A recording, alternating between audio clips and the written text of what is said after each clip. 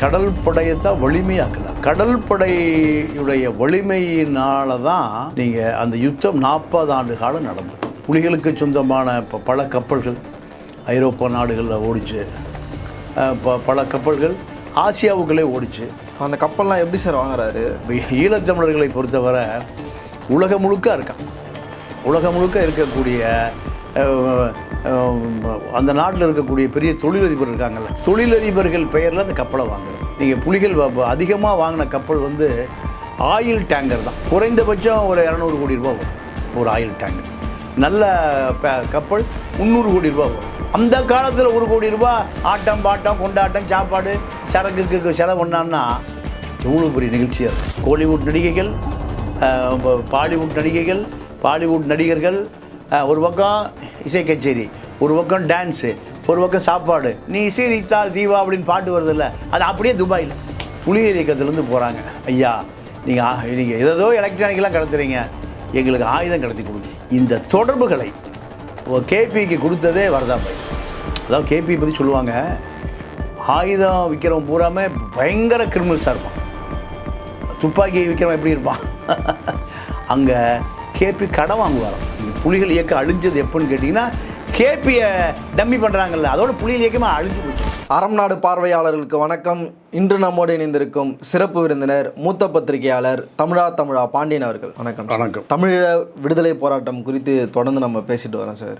இன்றைக்கு விடுதலை புலிகளுடைய கப்பற்படை அது குறித்து பேசலான்னு சொல்லிட்டு தான் சார். அவங்களுடைய போராட்ட வரலாறில் ஒரு முக்கியமான பங்கு வந்து கப்பற்படைக்கு இருந்திருக்குது சார். கொழும்பு துறைமுகமாக இருக்கட்டும், ஓயாத அலைகள் 1, 2, 3ன்னு சொல்லிட்டு பல போராட்டத்தில் வெற்றி அடைஞ்சிருக்காங்க. இந்த கப்பற்படையை எப்படி தலைவர் அவர்கள் கட்டினார், அதனுடைய வரலாறு குறித்து சொல்லுங்கள் சார். கடல் படையினால் சூசை தான் முதல்ல வந்து நிற்கக்கூடிய பேர். அவர் தான் தளபதி. கடல் படை தளபதி. இந்த இயக்கத்தினுடைய உயிர் நாடியே நீங்கள் கப்பல் படை தான். காரணம், நீங்கள் உலக நாடுகளிலிருந்து, எல்லா நாடுகளிலிருந்து சேகரிக்கப்பட்ட ஆயுதங்கள். நீங்கள் 40 ஆண்டு காலமாக அந்த யுத்தம் ஆயுதம் இல்லாமல் நடக்கலை. ஆயுத போராட்டம் தான் அந்த 40 ஆண்டு கால யுத்தம். அதே போல் அந்த நாட்டில் எந்த பொருளும் தயாரிப்பில்லை, எந்த ஆயுதம் தயாரிப்பில்லை, எந்த மருந்து பொருளும் தயாரிப்பில்லை. எல்லாமே கடல் வழியாக தான் வந்தாகணும். இலங்கையை சுற்றி 4 பக்கமும் கடல். அதனால தான் கப்பற்படை வந்து ஒரு முக்கியத்துவமாக வாங்கியிருக்கு. கடல் படையை தான் வலிமையாக்குனார். கடல் படையுடைய வலிமையினால தான் நீங்கள் அந்த யுத்தம் 40 ஆண்டு காலம் நடந்தது. புலிகளுக்கு சொந்தமான பல கப்பல்கள் ஐரோப்பா நாடுகளில் ஓடிச்சு, பல கப்பல்கள் ஆசியாவுக்குள்ளே ஓடிச்சு. அந்த கப்பல்லாம் எப்படி சார் வாங்குறாரு? ஈழத்தமிழர்களை பொறுத்தவரை உலகம் முழுக்க இருக்கான். உலகம் முழுக்க இருக்கக்கூடிய அந்த நாட்டில் இருக்கக்கூடிய பெரிய தொழிலதிபர் இருக்காங்கல்ல, தொழிலதிபர்கள் பெயரில் அந்த கப்பலை வாங்குறது. நீங்கள் புலிகள் அதிகமாக வாங்கின கப்பல் வந்து ஆயில் டேங்கர் தான். குறைந்தபட்சம் ஒரு 200 கோடி ரூபா வரும் ஒரு ஆயில் டேங்கர். நல்ல கப்பல் 300 கோடி ரூபா வரும். இவர்களை பொறுத்தவரை அந்த ஆயில் டேங்கர் கப்பலில் முழுக்க இந்த ஆயுதங்களை மட்டும் கடத்துவதற்கு பயன்படுத்துவாங்க. அப்போ அந்த ஆயுதம் எங்கே வாங்குவாங்கன்னு கேட்டிங்கன்னா, அதிகமாக அந்த ஆயுதம் வாங்கப்பட்ட இடம் நீங்கள் ரஷ்யாவில் இப்போ சண்டை நடந்துட்டு இருக்கிற உக்ரைன். நீங்கள் நிறைய ஆயுத தொழிற்சாலைகள் இருந்த இடம் வந்து உக்ரைனில் ரஷ்யாவுடைய கை விலகின பிறகு, அதாவது உக்ரைன் தனியாக பிரிந்து போன பிறகு உக்ரைனை சேர்ந்த பெரிய பெரிய இராணுவ தளபதிகள் பூரா இந்த ஆயுத தொழிற்சாலையை தன்னுடைய கட்டுப்பாடு கொண்டு வந்தாலும், இது ஒரு வியாபார பொருளாக மாற்றிடலாம். ஆயுதங்கள் எந்தெந்த நாட்டுக்கு தேவையோ அவங்களுக்கு நீங்கள் விற்கலாம் அப்படின்னு முடிவு பண்ணி ஒரு ரஷ்யாவுடைய ஒட்டுமொத்த கட்டுப்பாடில் இருந்த அந்த ஆயுத தொழிற்சாலைகள் பூரா உக்ரைனுக்கு போயிடுது. உக்ரைனில் இருந்த இராணுவ தளபதிகள் அந்த ஆயுத தொழிற்சாலையை தன்னுடைய கட்டுப்பாடு கொண்டு வந்துடலாம். கொண்டு வந்த பிறகு யார் ஆயுதம் கட்டாலும் விற்கிறான். ஏவுகணைகள், நீங்கள் துப்பாக்கிகள், ரவைகள், அதாவது எல்எம்ஜினா லைட் மிஷின் கன், எஸ்எம்ஜினா ஷார்ட் மிஷின் கன், 50 கலிவர், 90 கலிவர்லாம் புலிகள் இருக்கும்போது தெரிஞ்சுக்கிட்ட பேர். 50 கலிவர்னால் நீங்கள் 500 அடி போகும், 90 கலிவர்னால் 900 அடி போகும். இப்படியெல்லாம், அதாவது நீங்கள் AK பாடிஷனோட பெருசு அந்த சரம் மாதிரி இருக்கும். படம் இங்கிலீஷ் படத்தில் படம் அடிப்பாங்கள்ல, அதுக்கெல்லாம் பேர். அதெல்லாமே தயாரிக்கிற இடம் உக்ரைன். கடலில் நீங்கள் அந்த கப்பலில் ஏற்றப்பட்டு நீங்கள் உலகம் பூரா சுற்றி எங்கே வந்து இறக்குவாங்கன்னா நீங்கள் இந்திய பெருங்கடலுக்கு வந்துடும். இந்த லிங்க் எப்படி சார் கிடையாது? அதாவது அருமையான கேள்வி. அதாவது எப்படின்னு கேட்டிங்கன்னா, அதுக்கு ஒரே தமிழன் தான் ஏற்பாடு பண்ணி கொடுத்தான். யார் தமிழன்னா வரதராஜ முதலியார். வரதராஜ முதலியார் வந்து நீங்கள் 70களில் இருந்து 90 வரைக்கும் 30 ஆண்டு காலம், 70, 80, 90 30 ஆண்டு காலம் நீங்கள் இந்த எலக்ட்ரானிக் பொருளுடைய கடத்தல் தந்தையே வரதராஜ முதலியார் தான். புலிகளுக்கும் வரதாபாய்க்கும் நெருங்கிய தொடர்பு நிறைய. வரதாபாய் தான் உலகத்தில் இருக்கிற எல்லா கடத்தல்காரர்களுக்கும் தொடர்பை ஏற்படுத்தி கொடுத்தவரை வரதாபாய் தான். வரதாபாய் யாருக்கு ஏற்படுத்தி கொடுக்காங்க? இப்போ ஜெயிலில் இருக்கார்ல கே பத்மநாபன், குமரன் பத்மநாபன் சொல்கிறாங்களே, அவர் தான். அப்போது இவங்க எல்லாமே பம்பாய் போகிறாங்க. புலிகள் இயக்கம் பூரா பம்பாய் போகிறான். பம்பாய் போய் எங்களுக்கு ஆயுதம் வேணும், உங்கள்கிட்ட நிறைய கடத்தல், உலகத்தில் இருக்கிற வரதாபாய் என்ன பண்ணுவாராம், உலகத்தில் இருக்க எல்லா கடத்தல்காரர்களும் வருஷத்துக்கு ஒருக்க ஒரு வாரம் கூடுவாங்களாம். எங்கே? துபாய் வந்து இப்போ ஃப்ரீ போர்ட் சிட்டி. இந்த பக்கம் சிங்கப்பூர், இந்த பக்கம் துபாயில் கூடுனா இதை சொல்லியே ஆகணும். எனக்கு எப்படின்னு கேட்டிங்கன்னா, எனக்கு இந்த கதை எப்படி தெரியுதுன்னு கேட்டிங்கன்னா, பம்பாயில் மராத்தி முரசுன்னு ஒரு பத்திரிக்கை நின்று போச்சு. காலையிலையும் ஒரு சாயங்காலம் தமிழ் பத்திரிக்கை அதுதான். இப்போ தான் தினத்தந்தி, தினமலர், மும்பை டைம்ஸ் எப்படின்னு பல பத்திரிக்கை வருது. ஆனால் வரதாபாய் உயிரோடு இருக்க வரைக்கும் மராத்தி முரசு தவிர எந்த பத்திரிக்கையும் இல்லை. நீங்கள் சிவந்தி ஆயுத பத்திரிக்கை ஆரம்பிக்க போகிறாரு, அவன் கூப்பிட்டு வரதாபாய் சொல்கிறார், வேண்டாப்பா பத்திரிக்கை ஆரம்பிக்க, உங்களால் தான் நடத்துகிறான், தமிழ் மணின்னு பேர், மராத்தி முரசு பத்திரிக்கை நடத்துகிறான், அவன் நீ ஆரம்பிச்சுன்னு அவன் நின்று போயிருக்கிறாரு. இல்லை பத்திரிக்கையில் ஆரம்பிச்சு ரீல் மிஷின் நைட்டு வந்து தீய வச்சு விட்டுறாரு. யார்? வரதாபாய். தினத்தந்தி பற்றி எரிஞ்ச உடனே தப்பிச்சு ஒடியா இருந்தாரா சிவந்தி ஆயிடுச்சு. அப்போ வேறு பத்திரிக்கையே இல்லை. அப்போ அந்த பத்திரிக்கையில் எக்ஸிக்யூட்டிவ் எடிட்டராக இருந்த ஜபராஜ் தான் எனக்கு குரு.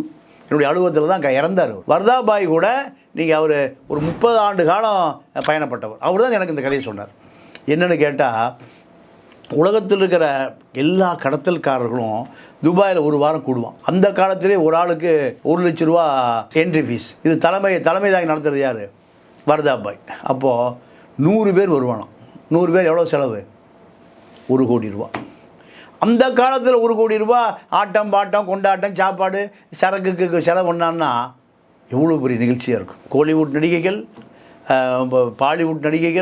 பாலிவுட் நடிகர்கள், ஒரு பக்கம் இசை கச்சேரி, ஒரு பக்கம் டான்ஸு, ஒரு பக்கம் சாப்பாடு. நீ சீரித்தால் தீவா அப்படின்னு பாட்டு வருதில்ல, அது அப்படியே துபாயில். புலிகள் இயக்கத்துலேருந்து போகிறாங்க, ஐயா நீங்கள் ஏதோ எலக்ட்ரானிக்கெலாம் கடத்துறீங்க, எங்களுக்கு ஆயுதம் கடத்தி கொடுங்க. இந்த தொடர்புகளை கேபிக்கு கொடுத்ததே வரதாபாய் தான். அதாவது கேபி பற்றி சொல்லுவாங்க, ஆயுதம் விற்கிறவன் பூராமே பயங்கர கிரிமினல்ஸாக இருப்பான். துப்பாக்கி விற்கிறவன் எப்படி இருப்பான்? அங்கே கேபி கடன் வாங்குவாராம். நீங்கள் புலிகள் இயக்கம் அழிஞ்சது எப்போன்னு கேட்டிங்கன்னா, கேபியை டம்மி பண்ணுறாங்கல்ல, அதோட புலிகள் இயக்கமாக அழிஞ்சு போச்சு. கேபி அதாவது இப்போது நான் இருக்கேன், இப்போ எனக்கு 63 வயசு. இந்த 63 வயசில் நான் கற்றுக்கொண்ட அனுபவங்களை பூரா இந்த தமிழினத்துக்கு ஏதாவது நல்லது செய்யணும்னு நினைக்கிறேன். என்னை வேட்டி விட்டு போட்டு கட்டிங் வாங்குற ஒருத்தனை உட்கார வச்சிங்கன்னா, ஒரு பெரிய இயக்கத்துக்கு நீ ஏதாவது ஐடியா சொல்லியா, நான் என்ன பண்ணுவான்? எல்லாத்தையும் கமிஷன் வாங்குவான், எல்லாத்தையும் கட்டிங் வாங்குவான், எல்லாத்தையும் சரக்கு அடிப்பான். என்ன ஆகும்? அது கேபியை ஓரங்கட்ட என்ன சார் காரணம்? என்ன காரணம் கேட்டிங்கன்னா, தலைவரை சுற்றி நீங்கள் இளைஞர்கள் பூரா வந்துட்டான். அனுபவம் இல்லாத, அறிவு இல்லாத, நீங்கள் கேஸ்ட்ரோன்னு சொல்கிறோம்ல, கேஸ்ட்ரோவை போல் முட்டாள்கள் நிறைய வந்துட்டான். நான் எல்லாத்தையும் பேரை சொல்ல விரும்பலை. கேஸ்ட்ரோவை போல், கருணாவை போல். கருணா அப்போ வந்த உடனேயுமே நீங்கள் அதில் நான் யாரையும் நான் குறை சொல்ல, குறிப்பாக கேஸ்ட்ரோ கருணா மட்டும் சொல்லிக்கிறேன். மீதி என்ன உள்ளே போய் சொல்ல விரும்பலை. எல்லாம் பெரிய தியாகிகள் இறந்து போயிட்டான். அப்போ வந்த பிறகு தலைவருடைய நீங்கள் அவருடைய செயல்பாடுகளை நீங்கள் திசை திருப்புறோடைய கேபி நிறைய இப்போ பணம் அடிச்சிட்டாரு, பணம் சம்பாதிச்சிட்டாரு, அங்கே சொந்தமாக கப்பல் வச்சுருக்காரு. அவர் பாதுகாப்புக்கு என்ன பண்ணுறாரு, ஒரு தாய்லாந்துக்கார பொண்ணை கல்யாணம் பண்ணி அங்கே சிட்டிசன் ஆகிறார். எங்கே? தாய்லாந்தில். அதனால் உலகத்தில் இருக்கிற எல்லா நீங்கள் குற்றவாளிகள் பூரா அசம்பிள் ஆகிற இடம் எது?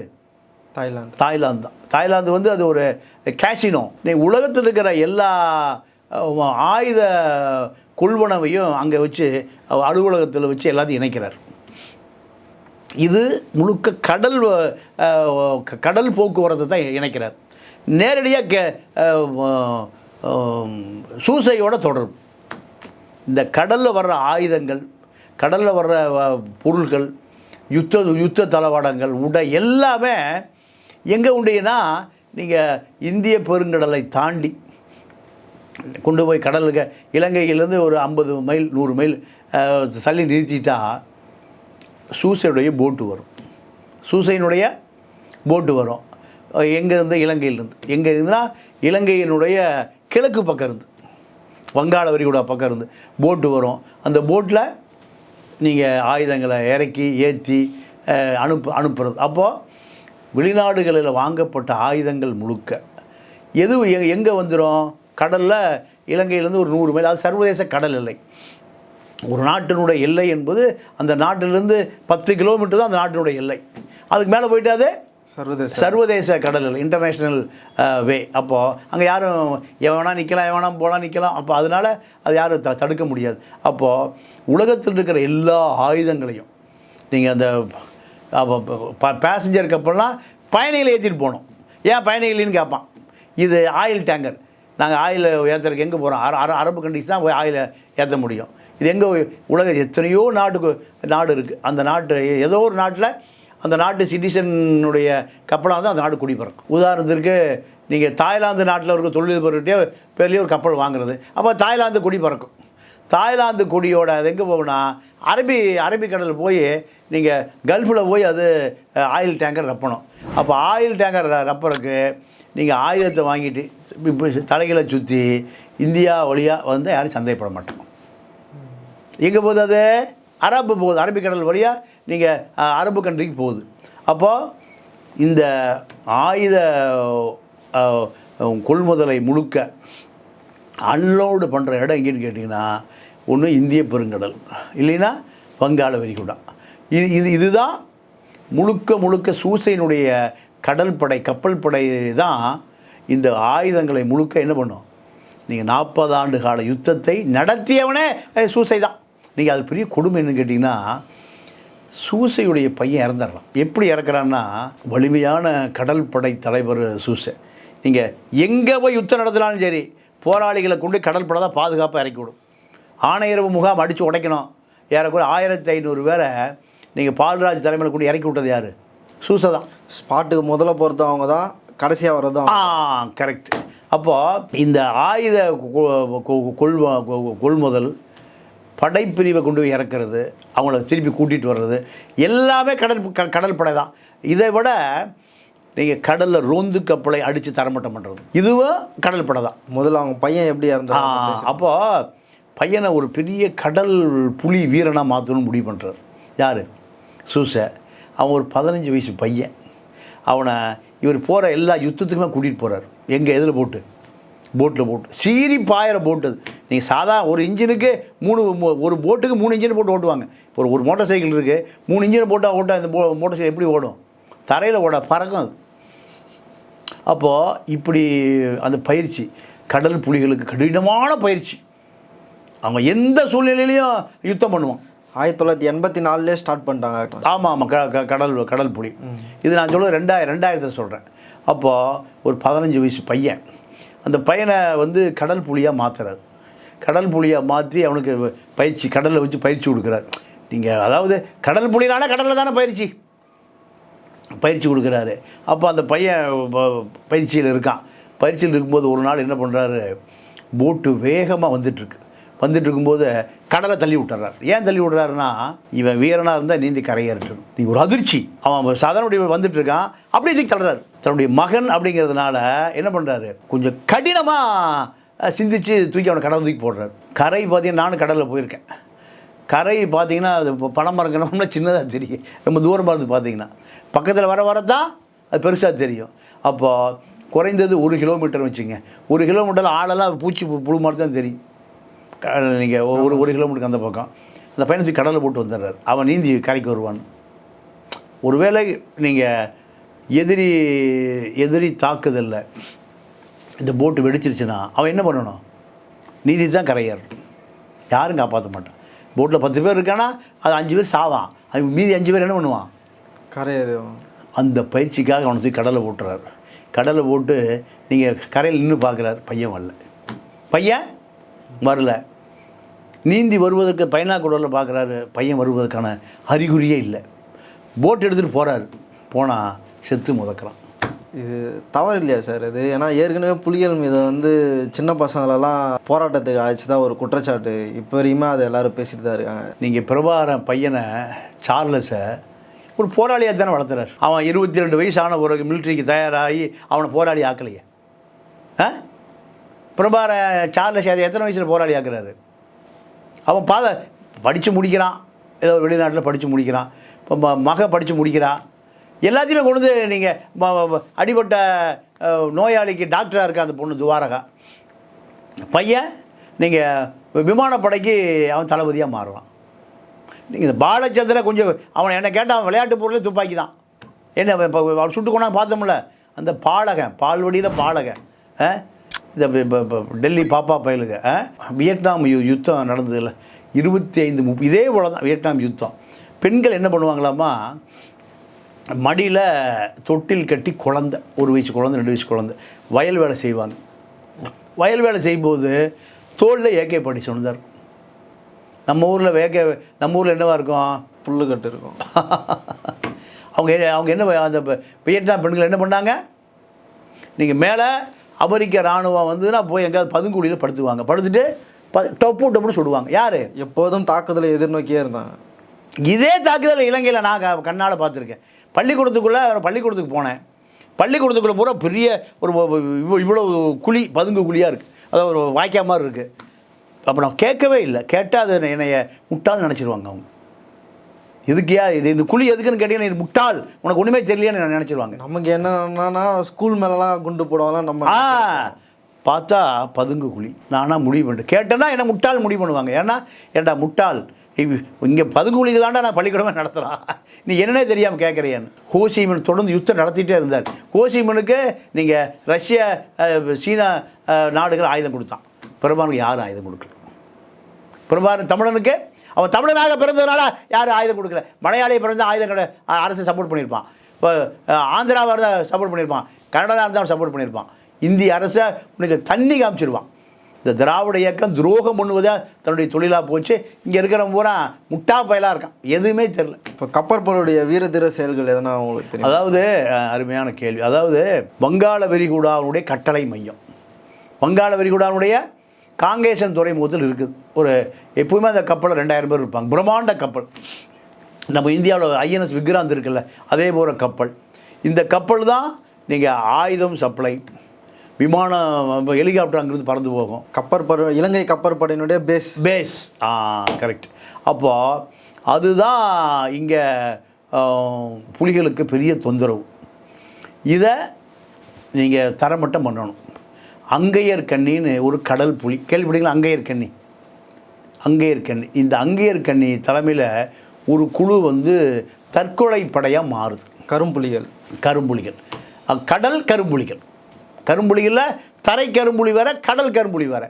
அப்போ கடல் கரும்புலியாக அங்கையர் கண்ணி தலைமையில் அந்த பொண்ணு எழுதுறது இப்போ படித்தாலும் கண்ணில் அப்படியே ரத்தம் தான், ஒரு தண்ணி வராது. அந்த பொண்ணு சொல்கிறா, இப்போ அதை சொல்லிடுவோம். அப்போ அந்த பொண்ணை ஏறக்குறைய 28 கிலோமீட்டர் நீந்தி போகிறான். எங்கே? கரையிலிருந்து. ஏன்னா அவன் பூரா துப்பாக்கி வச்சுட்டு கண்காணிச்சிட்டே இருப்பான்.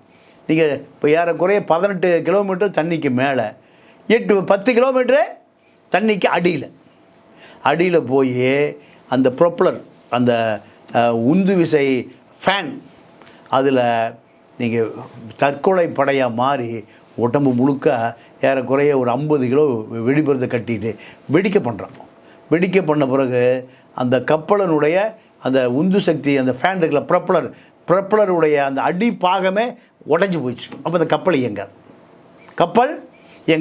கப்பல் ஏறக்குறைய 1000க்கு மேற்பட்டவர்களோட அந்த கப்பல் என்னாச்சு, மூழ்கியே போச்சு. கேபி என்ன பண்ணாருன்னு கேட்டிங்கன்னா, ஒரு ஐரோப்பா நாட்டிலிருந்து நீங்கள் ஒரு பெரிய இலங்கை அரசு ஆயுதம் வாங்குது. ஏறக்குறைய நம்ம ஊர் காசுக்கு ஒரு 2000 கோடி ரூபாய்க்கு ஆயுதம் வாங்குது. இந்த ஆயுதம் வாங்கி அந்த ஆயுதத்தை கொண்டு நீங்கள் கொழும்பு துறைமுகத்தில் இறக்கணும். அதுக்காக நீங்கள் லாரி, இந்த 407 லாரி, லோடு ஆட்டோ விலை கேட்போம்ல, ஏப்பா 100 ரூபாய்க்கு வரையா, 200 ரூபாய்க்கு வரையா, அப்படி. அதே போல் இந்த ஆயுதங்கள் 2000 கோடி ரூபா ஆயுதங்களை கொண்டு வந்து கொழும்பில் இறக்கணும். இறப்பதற்காக டெண்டர் கேட்குறான் இலங்கை அரசாங்கம்.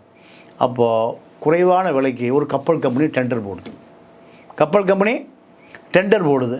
டெண்டர் போட்ட பிறகு ரைட் இது சீப்பாக இருக்கியா, இது எந்த நாட்டு கம்பெனின்னு பார்க்குறாங்க. இது ஒரு தாய்லாந்து நாட்டு கம்பெனி. ரைட் ஓகே ஏற்றி அனுப்பிடு.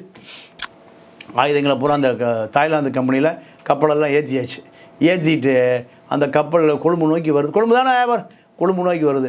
கொழும்பை தாண்டி முல்லைத்தீவு போயிடுச்சு. இலங்கை அரசாங்கம் 2000 கோடி ரூபா ஆயுதங்களை மொத்தமாக வாங்கி யாருக்கு கொடுக்குது? புலிகளுக்கு கொடுக்குது. இதை 2000 கோடி ரூபா ஆயுதங்களை இலங்கை அரசாங்கத்தினுடைய 2000 கோடி ரூபாய்க்கு விதவிதமான, அதாவது 5 வருஷத்துக்கு தேவையான ஆமுனேஷன்ஸ் அது அப்படியே மொத்தமாக கொண்டு வந்து எங்கே சேர்த்துனார்? கேபி சூசைட்டை கொடுத்துட்டார். யார்கிட்ட? சூசைட்டை. நீங்கள் இலங்கை அரசாங்கம் வெளியிலேயே சொல்ல முடியல. இதை உடனே என்ன பண்ணார்? கடலை வச்சு எல்லா ஆயுதத்தையும் எங்கே கொண்டு போயிட்டார்? தரைப்பகுதியில் கொண்டு போயிட்டார். இலங்கை அரசாங்கம் விமானப்படை, கப்பல் படை, எல்லா படையும் கொண்டு இறக்கி பார்த்தா என்ன கப்பல் இருந்தது? வெறும் கப்பல் தான் இருந்தது. ஆயுதங்கள் 2000 கோடி ரூபாய்க்கு, நம்ம ஊர் காசு 2000 கோடி ரூபா, அங்கே 5000 கோடி ரூபா ஆயுதம் அப்படியே நிலப்பதிக்கு போயிடுச்சு. வெறும் கப்பலை தான் ஓட்டிகிட்டு போனோம். யார்? இலங்கை அரசாங்கம். இப்போது இது போன்ற பல அட்வென்ச்சர்ஸ் நீங்கள், அதாவது நீங்கள் டோரா கப்பல் நீங்கள் யூடியூப்பில் இன்னும் இருக்குது, நிறைய பார்க்கலாம். என்னென்னு கேட்டிங்கன்னா, கண்காணிப்பு வளையம் இருக்கும். கண்காணிப்பு வளையத்தை யாருமே உடைக்க முடியாது. புலிகள் என்ன பண்ணுவாங்க கேட்டிங்கன்னா, அந்த டோரா கப்பலில் மேலே மோதுவதற்கு வெடிமருந்து நிரப்பிய ஒரு போட்டை தயார் பண்ணுவாங்க. வெடிமருந்து நிரப்பிய ஒரு போட்டை தயார் பண்ணி நீங்கள் இலங்கையினுடைய கப்பல் படை பாதுகாப்பு கப்பல் படை மேலே இந்த டோரா கப்பல் போய் அப்படியே மோதுனா இவங்களும் வெடிச்சு செதறுவான், அந்த கப்பலும் வெடிச்சு செதறும். அதனால் நீங்கள் புலிகளுடைய இலங்கையினுடைய கிழக்கு பக்கம் எந்த விதமான போர்க்கப்பலும் வருவதற்கு அஞ்சு. யாரை பார்த்து? புலிகள் சூசையை பார்த்து. சூசை தான். சூசையை பொறுத்தவரை நீங்கள் கடல் புலிகளினுடைய தலைவர் என்பதை விட அவருக்கு ஒரு சிறப்பு என்னென்னா, நீங்கள் 2009 யுத்தம் நடந்துகிட்ருக்கு. எனக்கு தெரிஞ்சு மே மாதம் 21 யுத்தம் முடியுது. நீங்கள் மேக்கு முன்னாடி நீங்கள் ஏப்ரல் மாதம் சூசை பேசிய ஒரு காணொளி நான் கேட்டேன். சூசையே பேசுகிறார். எப்படின்னு கேட்டால், இன்னும் அந்த தம்பி இருக்கான், அவன் பேர் தமிழ் ஈழம், அவன் பேர் ஒரு சாஃப்ட்வேர் இன்ஜினியர். இப்போ நம்ம வரதாபாயுடைய மூத்த மகளுடைய ஏதோ கன்ஸ்ட்ரக்ஷன் இருக்காங்க மெட்ராஸில். அப்போ அதில் இப்போ வேலை பார்த்துட்ருக்கார். அவங்க அப்பா வந்து ஹரப்பா, எல்லாமே தமிழ் தேசிய உணர்வுள்ள குடும்பம். அவங்க பெரியப்பா தான் நகைமுகன். நகைமுகன் எல்லாத்துக்கும் தெரியும், உங்களுக்கு இறந்துட்டார். அப்போது அவங்க தாத்தாவே நீதி கட்சியில் ஒரு பெரிய தலைவர். ஆக எல்லாம் உணர்வுள்ள குடும்பம். இப்போ அந்த தம்பி பேர் என்ன? தமிழ் ஈழம். இதெல்லாம் நிறைய பேர் வேலையை கொடுக்க மாட்டான். புலியா நீ? நிறைய பேருக்கு ஐடியில் ஒரு படித்து ஒரு ஸ்காலர், நல்ல அறிவாளி. ஆனால் என்ன பேர்? தமிழில். ஐயோ வேண்டாப்பா, வேலை வேண்டாம். பல தம்பி டிவியில் ஒரு ஆர்வம், சன் டிவிலலாம் வேலைக்கு எங்கேயும் சேர்த்திக்க மாட்டேன். என்ன காரணம்? பேர் தமிழீழம். அப்போ அந்த தமிழீழத்திட்ட கடைசி நேரத்தில் சூசை பேசின ஒரு டேப்பை நான் கேட்டேன். யுத்தம் நடந்துகிட்ருக்குது. யுத்தம் நடந்துகிட்ருக்கிற பொழுது தமிழீழத்தினுடைய நண்பன், அவன் அங்கே போயிட்டு வந்த பையன், எங்கள் ஈழத்துக்கு போயிட்டு வந்த பையன், இந்த சினிமா துறைக்காக போயிட்டு வந்த பையன், அவங்கள்ட்ட சூசை பேசுகிறாரு. இது எப்போன்னா, உங்களுக்கு இறுதி யுத்தம் நடந்துகிறப்போ நாங்கள் ஒரு சிறு துண்டில் நின்றுட்டு சண்டை பிடிச்சிட்ருக்கோம். சிறு துண்டில் எங்களை கேட்பதற்கு நாதியே இல்லை. அப்போ அந்த குரல் அப்படி இன்னும் இருக்குது, அது பாதுகாப்பு இருக்கும்னு நினைக்கிறேன். எங்களை கேட்பதற்கு நாதியே இல்லை. எங்கள் சன கண்ணுக்கு முன்னாடி செத்து விழுகுது. அப்போ இந்த பையன் அழுகிறான், தேம்பி அழுகிறான். தமிழீழத்துடைய நண்பர் அந்த பையன், சூசைக்கு நண்பன் அந்த பையன். தேம்பி அழுகாதப்பா, நான் அழுகிறது இல்லை. அவன் என்ன 1 மணி நேரம் 2 மணி நேரம் நான் இறந்து போயிடுவேன். எங்கள் எல்லா பக்கமும் குண்டு மாதிரி பொழிஞ்சிட்டே இருக்குது. யுத்தம் நடந்துகிட்டே இருக்குது. எல்லா பக்கமும் குண்டு மாதிரி பொழிஞ்சிட்டே இருக்குது. கண்ணுக்கு முன்னாடி மக்கள் சாகுறாங்க, ஓடுறாங்க, ஒடியாராங்க. ஒரே சத்தம், அந்த ஃபோன் சத்தத்தை சத்தம் கேட்குது. இருந்தாலும் நாங்கள் நெஞ்சுறுதியோடு சண்டை பிடிச்சிட்ருக்கோம். அப்போ அந்த இறுதி யுத்தத்தை தலைவர் யார்கிட்ட கொடுத்துட்டு போயிட்டார்? சூசைட்டை கொடுத்துட்டு போயிட்டார். சூசை தான் எனக்கு தெரிஞ்சு ஒரு அந்த யுத்தம் மௌனிக்கிற வரை சூசை தான் அந்த யுத்தத்தை நடத்தி கொண்டே இருந்தார். ஏன்னா எல்லாமே கடலில் முள்ளிவாய்க்கால் தான் நிற்கிறாங்க. முள்ளிவாய்க்கால் என்பது அது கடலுடைய முகத்துவார பகுதி. முகத்துவார பகுதியில் நீங்கள் கடல் பட தான் சண்டை நடக்குது. அப்போ அந்த சண்டை இறுதி யுத்தத்தை 1 மாத காலம் அந்த யுத்தத்தை முடிவராமல் நீட்டிக்கொண்டே இருந்தவன் சூசை. கடற்படை தான் சண்டை போட்டுகிட்டே இருக்கு. யாரோட? நீங்கள் இலங்கை இராணுவத்தோட தொடர் யுத்தம் யார் நடத்துகிறா? கடற்படை தான். கடற்படை அந்த யுத்தத்தை நடத்தலைன்னா நீங்கள் கடைசி யுத்தம் நீங்கள் 1 மாதத்துக்கு முன்பே யுத்தம் முடிஞ்சு போயிருக்கு. மக்களை பூரா தலைவர் என்ன பண்ணுறாருன்னு கேட்டிங்கன்னா, நீங்கள் நகர்த்தி கொண்டு வந்து கடலில் கொண்டு நிறுத்திட்டார். ஏன் கடலில் நிறுத்தினார்னா, இதை பார்த்தாவது சர்வதேச சமூகம் தலையிடும், அமெரிக்காவினுடைய ஐநா சபை உள்ளே வரும், ஐநா பாதுகாப்பு கப்பல் உள்ளே வரும், இந்த மக்களை 1.5 லட்சம் பேர் ஒன்று பதுங்குடியிலேருந்து சாகணும், இல்லைன்னா கடலில் விழுந்து சாகணும். நீங்கள் பார்த்தீங்கன்னா முழங்கால் தண்ணி அந்த நந்திக்கடல் சொல்கிறோம். நந்திக்கடல் நான் அங்கே போயிருக்கேன், அந்த நந்திக்கடல் பகுதிக்கு போயிருக்கேன். அப்போது இந்த 1.5 லட்சம் 2 லட்சம் மக்களை காப்பாற்றுவதற்கு சர்வதேச சமூகம் வரும் நம்புறார் கடைசி வரைக்கும். அப்போ அந்த யுத்தத்தை நடத்தி கொண்டு வந்தது யார்? சூசை தான்.